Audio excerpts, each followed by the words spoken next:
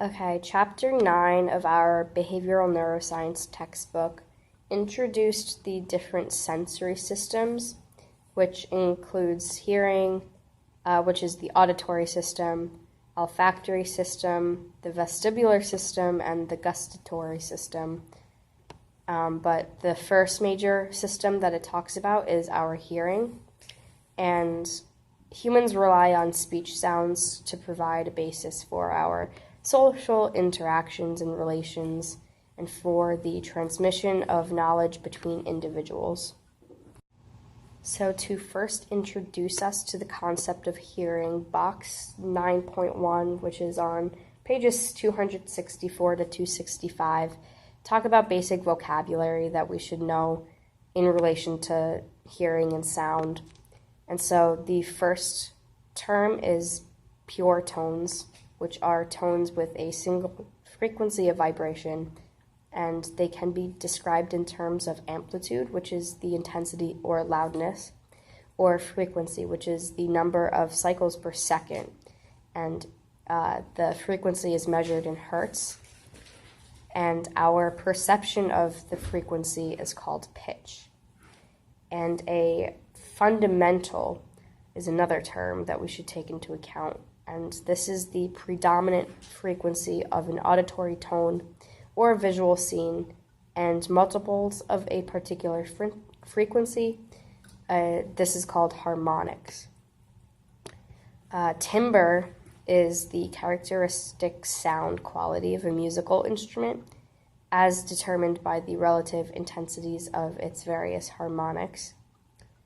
And Fourier analysis is the mathematical process of decomposing a waveform into a sum of simple sine waves. And so the sound intensity, which is the measure of the difference between two pressures, is usually expressed in decibels. So keeping in mind the different vocabulary terms, such as frequency, we can move on to how pressure waves in the air are perceived as sound.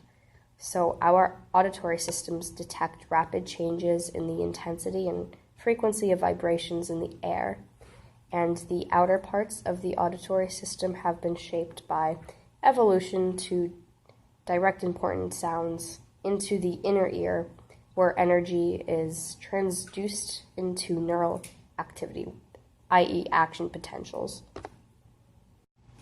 So the first major part of the ear, the external ear, captures, focuses, and filters sound.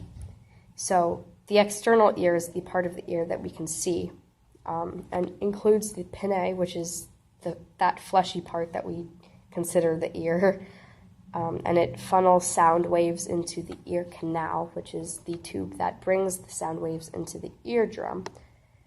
And a point to make is that the shape of the pinnae determine the character of sound that reaches the middle ear. So for example, the human ear increases the reception of sounds between specifically 2,000 and 5,000 hertz, which is an important range for speech perception. The second major part of the ear is the middle ear, which concentrates sound energies. So the middle ear is a collection of tiny structures that link the auditory canal to the neural receptors of the inner ear.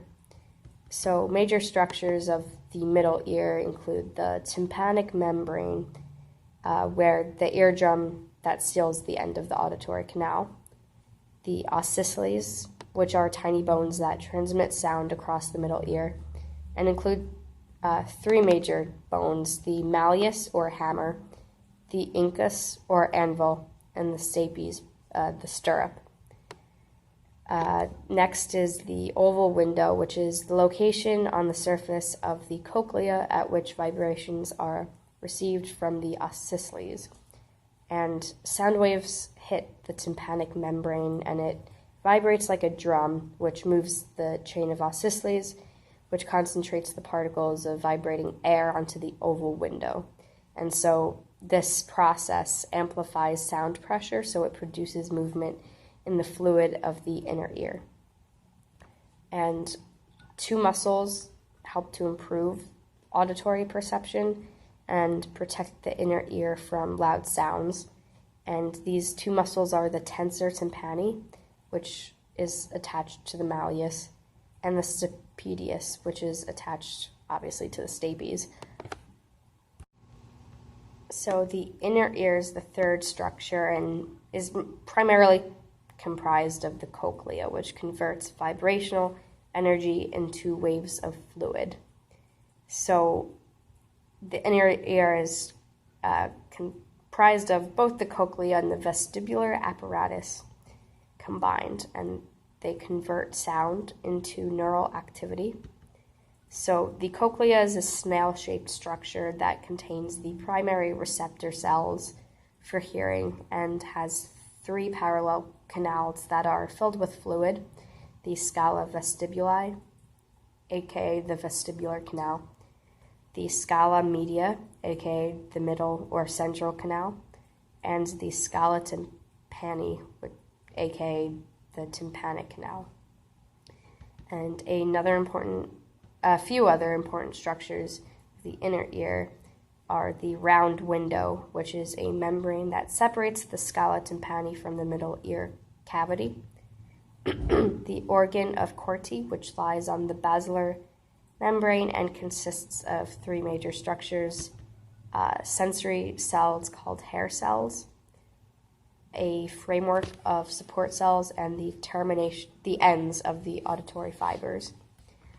The basilar membrane, which separates the scala tympani from the scala media, and this vibrates in response to sound, and different parts show their strongest responses to different frequencies of sound. 2 sets of hair cells in the corti: the inner hair cells, which is a single row, and it's closer to the central axis of the cochlea, and the outer cells, which is only 3 rows. It's 3 rows. So each hair cell has between 50 and 200 tiny stiff hairs called stereocilia or just cilia. And the tectorial membrane sits atop of the corti, and the stereocilia of the outer hair cells extend into little indentations of the bottom of this membrane.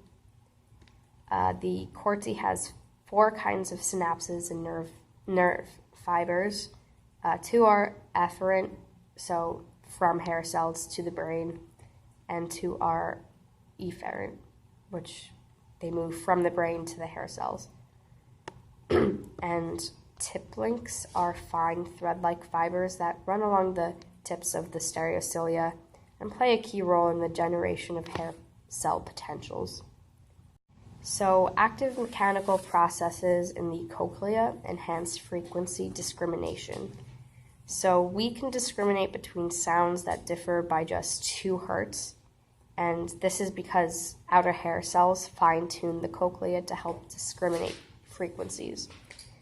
And after being hyperpolarized, they lengthen up to 5% using prestin, which is a specialized motor protein that stiffens regions of the basilar membrane.